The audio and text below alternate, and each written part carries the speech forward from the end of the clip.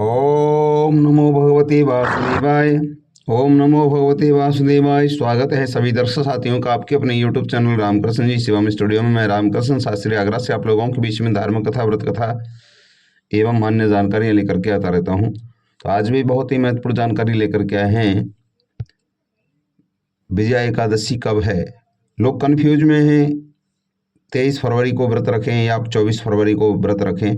तो स्पष्ट कर देते हैं विजया एकादशी किस तरह से पूजन करना है, किस समय पारण का शुभ मुहूर्त है और किस नियमों का पालन करना चाहिए, किस तरीके से पूजा विधि करना चाहिए, क्या करना चाहिए क्या नहीं करना चाहिए, शुभ मुहूर्त कब है और व्रत कथा क्या है, ये संपूर्ण जानकारी आपको इस वीडियो में देने वाले हैं।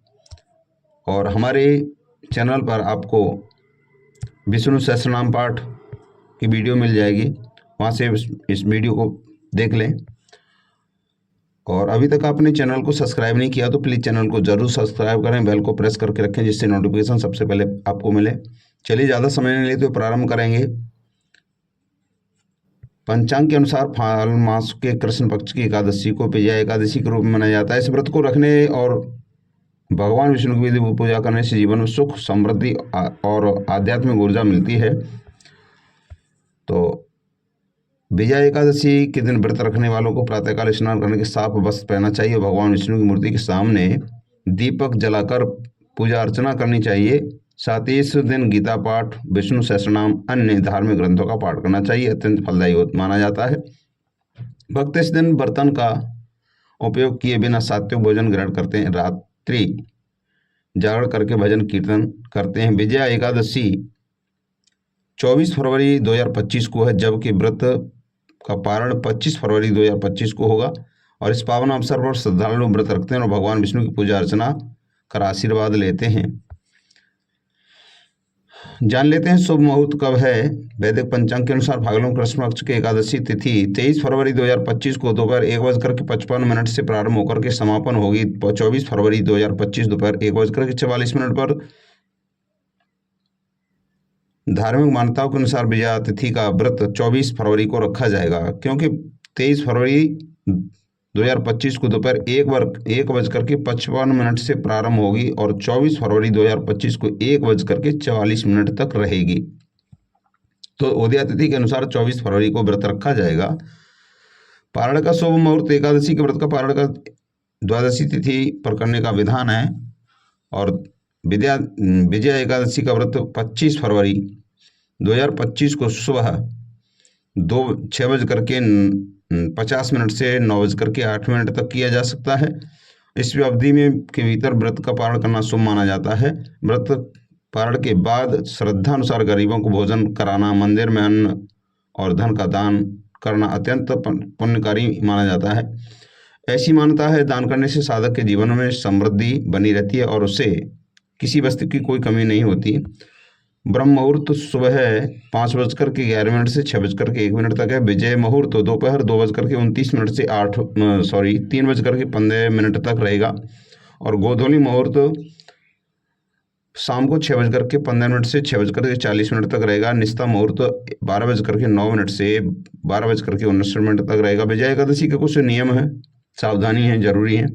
एकादशी व्रत को विधि पूर्वक श्रद्धा के साथ करना चाहिए। इस दिन दान करना चाहिए, अत्यंत फलदायी माना जाता है। इस दिन घर और मंदिर की सफाई खास ध्यान करके करें और भगवान विष्णु को प्रिय भोग अर्पित करें। तब भोग की थाली में तुलसी के पत्ते जरूर शामिल करें और प्याज, लहसुन आदि से दूर रहें। चावल आदि का सेवन न करें। तुलसी माता की पूजा अर्चना जरूर करें। और क्या करें क्या न करें, एकादशी के दिन चावल न सेवन करें, ये से वर्जित माना जाता है। ऐसा करने से माता लक्ष्मी नाराज हो जाती हैं और व्रत टूट जाता है। इस दिन तुलसी के जुड़े नियमों का पालन करना चाहिए। तुलसी की किसी तरह हानि नहीं पहुंचानी चाहिए। न तुलसी के पत्ते न मंजरी तोड़नी चाहिए। ऐसा करने से माता लक्ष्मी रूठ जाती हैं। एकादशी के दिन काले वस्त्र धारण नहीं करने चाहिए। इस जगह पीले वस्त्र धारण करना शुभ माना जाता है, क्योंकि यह रंग भगवान विष्णु को प्रिय है। इस सभी नियमों का पालन करते हुए श्रद्धा विधि पूर्वक पूजा अर्चना करनी चाहिए। जो एकादशी व्रत का अधिकतम फल मिलता है, भगवान विष्णु की कृपा बनी रहती है। अब जान लेते हैं एकादशी व्रत की कथा के बारे में। युधिष्ठिर धर्मराज बोले, हे जनार्दन, फाल्गुन मास के कृष्ण पक्ष की एकादशी का क्या नाम है और उसकी विधि क्या है, कृपया करके मुझे बताइए। तब भगवान श्री विष्णु बोले कि हे राजन, फाल्गुन मास के कृष्ण पक्ष की एकादशी का नाम विजय एकादशी है और इस व्रत के प्रभाव से मनुष्य के जीवन में विजय प्राप्त होती है और यह सब व्रतों में उत्तम है। यह विजय एकादशी का माध्यम श्रवण और पठन से समस्त पापों का नाश हो जाता है। एक दिन देवर्षि नारद जी ने जगत पिता ब्रह्मा से कहा, महाराज, आप मुझसे फाल्गुन मास के कृष्ण पक्ष की एकादशी का विधान कहिए। ब्रह्मा जी कहने लगे कि हे नारद, विजया एकादशी का व्रत पुराने और नए पापों को नष्ट करने वाला होता है। इस विजय एकादशी की विधि मैंने आज तक किसी से नहीं कही।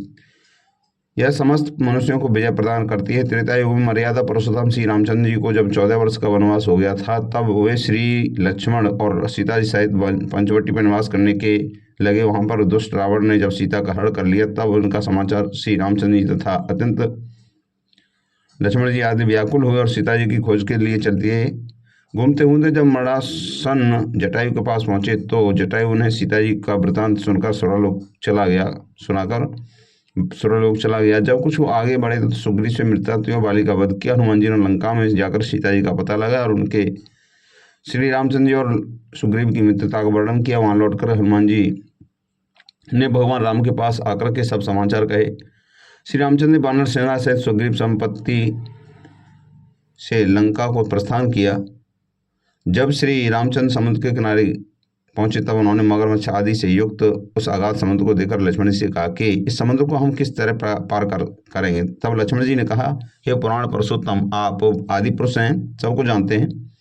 यहाँ से आधा योजन दूर पर कुमारी द्वीप में बकदालभ्य नाम के मुनि रहते हैं। उन्होंने अनेक ब्रह्मा देखे, आप उनके पास जाकर इसका उपाय पूछिए। लक्ष्मण जी ने इस प्रकार के वचन कहे सुनकर श्री रामचंद्र जी बकदालभ्य के ऋषि के पास गए और उन्होंने प्रणाम करके बैठ गए। मुनि ने उनको मनुष्य रूप धारण किए उस हुए पुराण पुरुषोत्तम समझकर उनसे पूछा कि हे राम, आपका आना कैसे हुआ। रामचंद्र जी कहने लगे कि हे ऋषि, मैं अपनी सेना सहित यहाँ आया हूँ और राक्षसों को जीतने के लिए लंका जा रहा हूँ। कृपा आप करके समुद्र पार करने का कोई उपाय बताइए। इसी कारण आपके पास आया हूँ।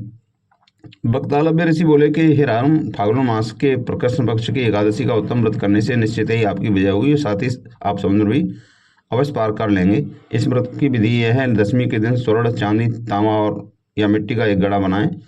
उस घड़े को जल से भरकर और 5 पल्लव रख वेदिका पर स्थापित करें। उस घड़े के नीचे सतनजा 7 प्रकार का अनाज और ऊपर जौ रखें। उस पर श्री नारायण भगवान की स्वर्ण की मूर्ति स्थापित कर एकादशी के दिन स्नान आदि से निवृत्त होकर धूप, दीप, नैवेद्य, नारियल आदि से भगवान की पूजा करें।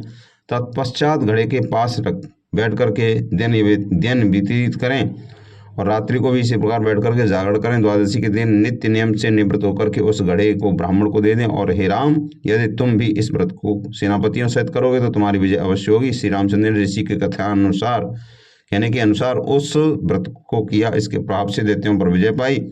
हे राजन, जो मनुष्य विधि पूर्वक इस व्रत को करेगा, दोनों लोकों में उसकी अवश्य विजय होगी। श्री ब्रह्मा जी ने नारद से कहा था कि हे पुत्र, कोई इस व्रत के माध्यम को पढ़ता है या सुनता है, उसको वाजपेयी यज्ञ का फल प्राप्त होता है।